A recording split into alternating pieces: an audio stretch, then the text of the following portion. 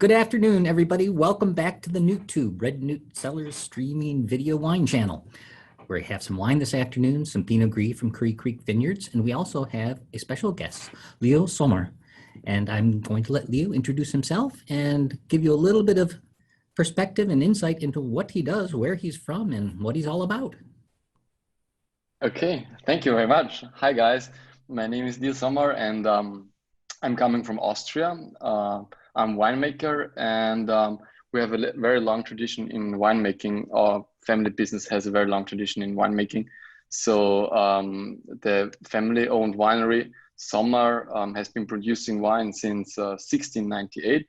So we have a tradition over 300 years in winemaking. And I'm the youngest generation working in the cellar at the moment. My parents are still in the winery, and so it's kind of a co-production, but I'm responsible for the wine style. So what you get in the glass is mainly influenced by my cellar working style. But yeah, of course, the experience of my parents is very important for me to work with them. Leo, what are the main varietals that you guys work with? Well, the main variety is definitely Grüne Veltliner. So 1/3 of our total production is Grüne Veltliner because it can literally do everything from the easy drinking entry-level acidity toned wine up to the single vineyard, minerality driven, spiciness, full-bodied wine. And we have special terroirs for it. So on the slopes, we do more for single vineyards, and down closer to the lake. So we have a big lake in our region as well as you have.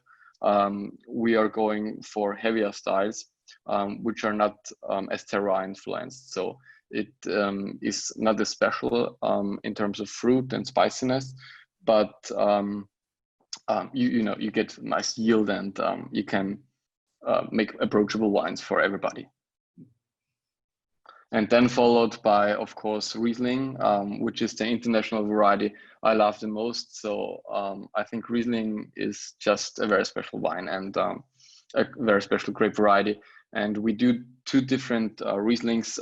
One is our more entry-level style, where we have already the designated single vineyard on it, but it is still very fruity and easy drinking. And then we have a handcrafted version, which is unfiltered, spontaneously fermented in large barrels, which I still have from my grandfather. So very old barrels, and I really love it. So you have no wooden influence in the aroma, but you have the pure salty minerality of the schist soil and the very elegant Riesling nose, which is just perfect, fruity, balanced, nicely structured on the palate. Oh, nice. Is that the one that got the write-up last weekend, like best Austrian Rieslings? Is it the handwork? Yeah, it was really a super article in the most important German newspaper, so quality newspaper. So we were in the 20 best Rieslings of Austria, and you have to know we are not in a region where Riesling is very famous. So this is really a niche production, what we do, and no Austrian is taking Riesling seriously from our region. So it is always a fight to explain to the people why it is so special in our region, and why it suits perfectly on our light tobacco slopes. Super. Well, welcome, and great to have you join us today. Thank you very much. Yeah. So Pinot Gris. Pinot Gris is grown in the Finger Lakes. Not a whole lot of Pinot Gris, though more than there was 5 or 10 years ago. And this Pinot Gris is from Curry Creek Vineyards. It's the 2013. And those of you who have joined us before have heard us talk about Curry Creek, this beautiful small vineyard grown by a couple, John and Allison Santos, who are some of the most accomplished, best growers in the continent, I'm going to say. I think that's true. Wouldn't you say, Kelby? I would agree. I mean, what they do with this site is just remarkable. What do they do on this site?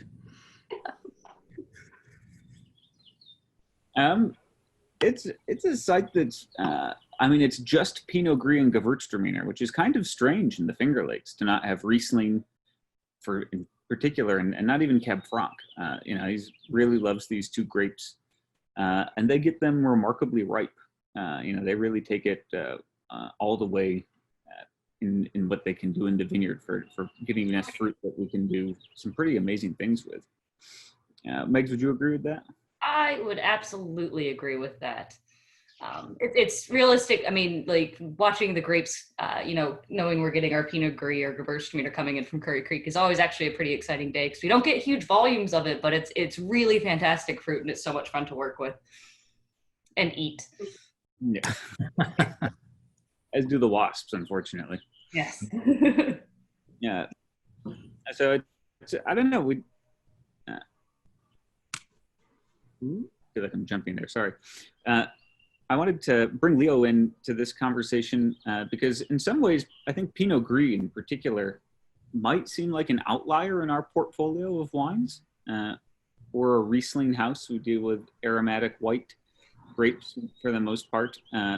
So Pinot Gris is, I mean, it's aromatic, but that wouldn't be the first thing that jumps to mind when we describe Pinot Gris. And it's, you know, an interesting grape for us to work with texturally, which we'll get to later with Leo. But Leo, you know, is a big fan of Riesling, makes a lot of Riesling, and he's tasting a Gruner over on his side, which kind of lines up nicely as well in terms of, you know, how do Riesling winemakers work with non-aromatic or less aromatic white grapes. But I suppose that's a good segue to talk about this wine. Was it a question, Kelby? Yeah.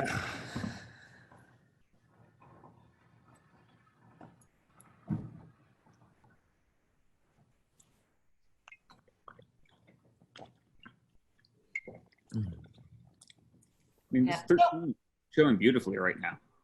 Absolutely. Yeah. And, you know, full disclosure, historically, Pinot Gris has never been a grape that or a wine, let's say, that I've really been in love with. I think I've been jaded and had some Pinot Gris and Pinot Grigios that were really just very blasé and, you know, not poorly made white wines, but like kind of uninteresting. And I really like that this wine has a little bit more, you know, texture, a little bit more flavors that it's kind of bringing to the table. So it does have something that, you know, really does kind of intrigue you and make you want to go back for another sip. Yeah. Well, I'm intrigued. I'm intrigued by Kelby's reference, and I think it is a question. How does a Riesling winemaker handle grapes other than Rieslings, ones that might not be so expressively aromatic?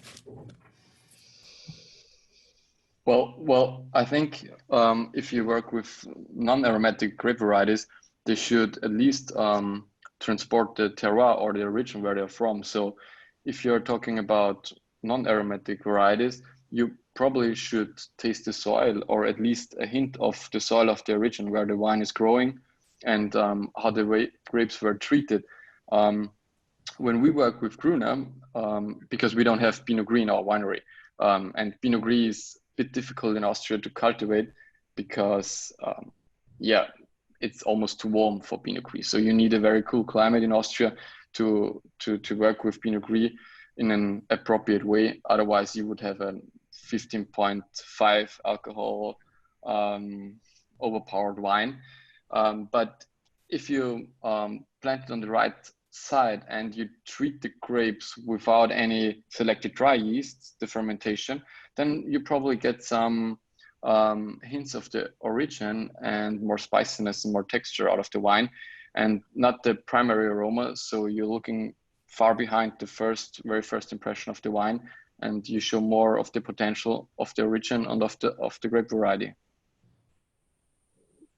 Yeah, I mean, I think that would match with our Pinot Gris style as well, I would say. I mean, we've released Pinot Gris younger, but they always show so much better with a few years in bottle. Mm-hmm. So what 2013 was kind of Megs and Kelby, take us back to 2013. What was the birth of this wine like a few years ago? I mean, this was my first year working the crush pen and working with Pinot Gris, and I actually don't remember everything that happened that harvest because I was taking in so much information being my first one. But I actually do remember working with the Pinot Gris and being remarkably impressed with how we were handling it, doing, the overnight cold soak, and really trying to pull a little bit more like concentration and flavor out of the skins. It had, it was a pretty easy, straightforward fermentation, which was good. And 13 was a pretty big harvest and also pretty warm.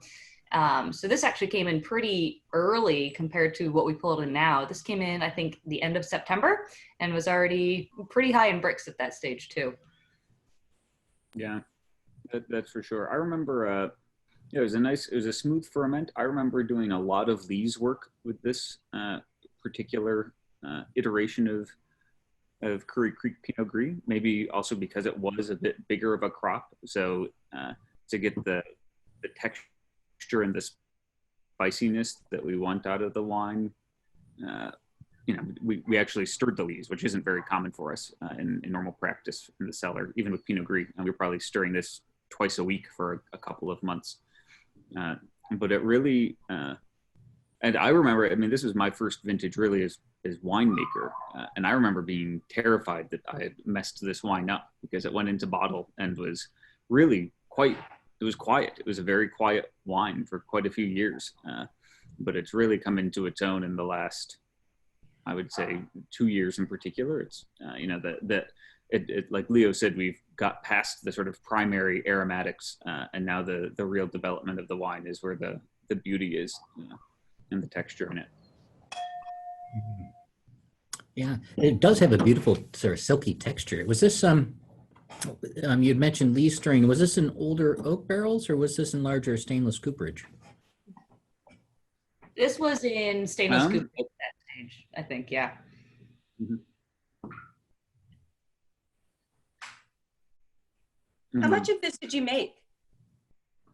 About 230 cases. Oh. Yeah, it was a bigger crop here. Which still isn't a ton, but yeah. So the Santos Vineyard is only about 4 acres, and it's split roughly half and half between Gewurz and Pinot Gris. So in a given year, we don't get that much fruit. So usually the production is 100, maybe 200 cases of either one of those.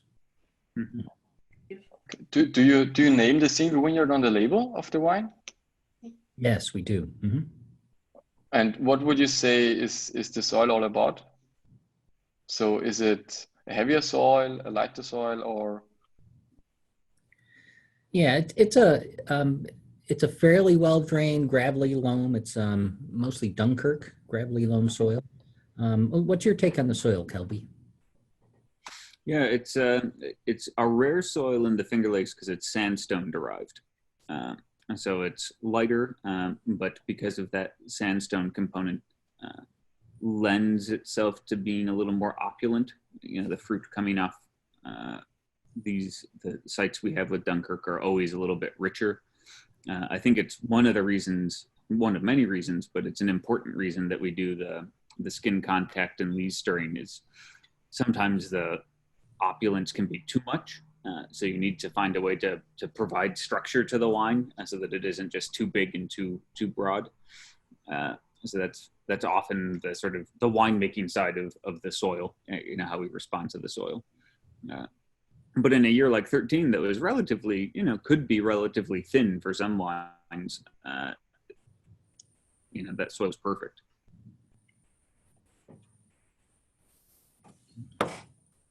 I'm gonna, Heather, if you are able to unmute, we've had a dog barking out there, so I've been dodging around. How did this wine show in the tasting room? Because this was in the tasting room for probably the last year or so. It has been. And so one of the things that's really wonderful about the Curry Creek site is that it produces a Pinot Gris that tends to be very different from a lot of the Pinot Gris or Pinot Grigios as they're labeled here in this region. And because of that fact, people will say, oh, I'm not sure that I really want to taste a Pinot Gris. But somebody in the party will convince them that they probably should just try it. And it's amazing how many people will try it and they'll be like, wait a minute, this is Pinot Gris? This is not what I know about Pinot Gris. And it's because of that beautiful structure and the palate weight that's there of this wine. And the fact that it cellars quite nicely as well. People see a 2013 on a list in 2020 and go, huh? But when you talk to them about, you know, a wine that has a lot of structure, that's capable of cellaring even longer, that pairs beautifully with foods, or even just a nice charcuterie board, they tend to fall in love with the Pinot Gris, and then they come back and ask for it again, which is nice to see. So we have a small following, and it's slowly but surely growing. It's like cultivating the Gewürztraminer crowd or the Gruner crowd. It starts out very small, and you just really have to work at it, and then people really do enjoy getting on board. Well, I'm enjoying being on board with this wine for sure. Oh my! So Leo, I have to ask, we're not able to get you a bottle of this wine to Austria, given all the circumstances. What's in your glass? Yeah, very, very unfortunate, because I'm drinking my own wine and I'm listening what you're talking about the Pinot Gris. So I'm really interested. And so, what vintage of Gruner are you drinking, Leo? I'm drinking my current vintage of the designated origin Leiterberg DAC. So we are in the far east of Austria. Our winery is close to the Hungarian border, and we have a very special hillside where limestone and schist soil comes together. And the current vintage 2018 of our terroir-influenced Leiterberg DAC is in my glass, but I brought a second bottle. I didn't know how long you were talking about, so I brought a magnum of single vineyard 2012 as well. So just to get prepared, I don't want to leave the computer. Well, I guess that means this is going to be a long one.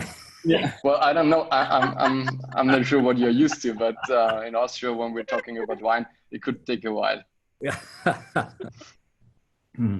So Rebecca, what do you see out in the market with Pinot Gris these days? What are people feeling about it?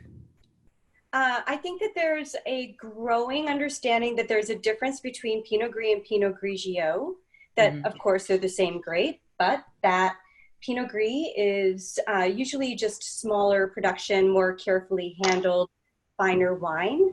A lot of Pinot Grigio that we get here in the States is bulk. Yeah, I would say that it's like what Heather said, you know, you're turning over one fan at a time with wines like this and making them evangelicals or ambassadors for your cause, and getting them to spread the word about what Pinot Gris is and what it can be.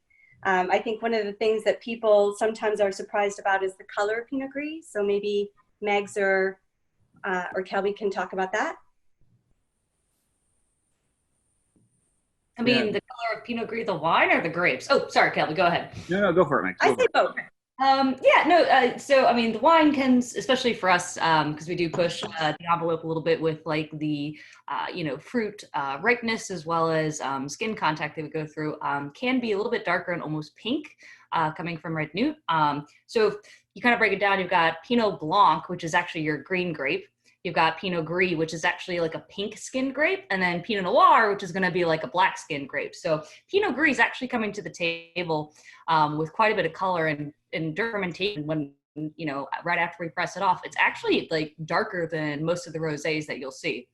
So it's actually got quite a bit going on with it. And then eventually, you know, it lightens up a little bit as time goes by, and a little bit of filtration, but it does come in with quite a bit of color. And the Curry Creek site in particular, the Pinot Gris is almost as dark as Pinot Noir. So it really is an intense grape that we're working with.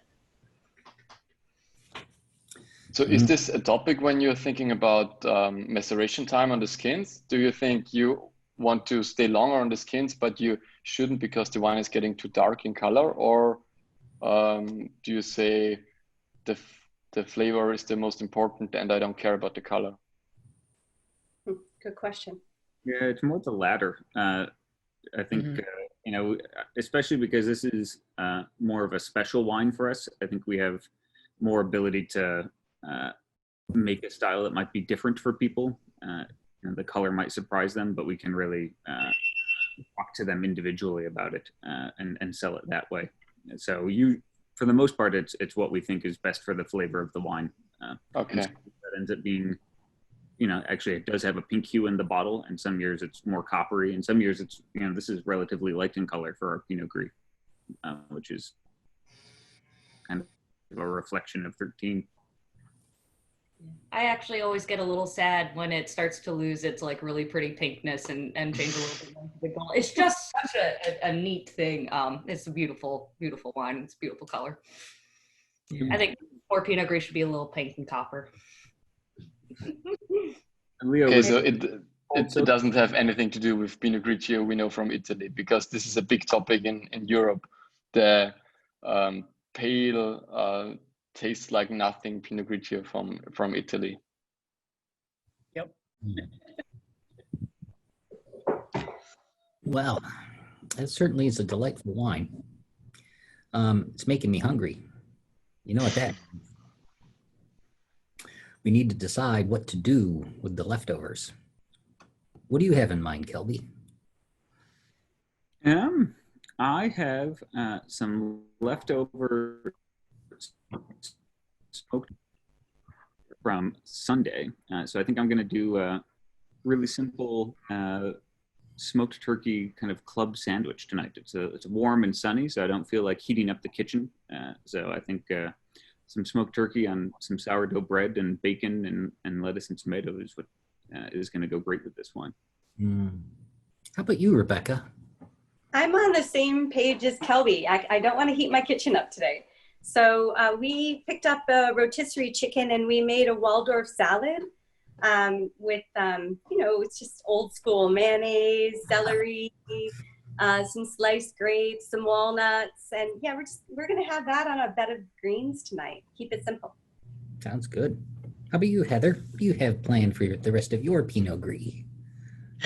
So we have a lot of microgreens coming up at Cranberry Creek Homestead. So microgreens with a little bit of sauteed garlic and lemon shrimp right onto a salad. I might do some green beans. It depends on whether I feel like firing up the grill or not. Otherwise, we'll just have a very, very large salad. And of course, add some cheese to the top of that because you have to have cheese. And Leo, you've shared that you have the rest of this bottle of Gruner and another Magnum to finish with your midnight snack. What do you?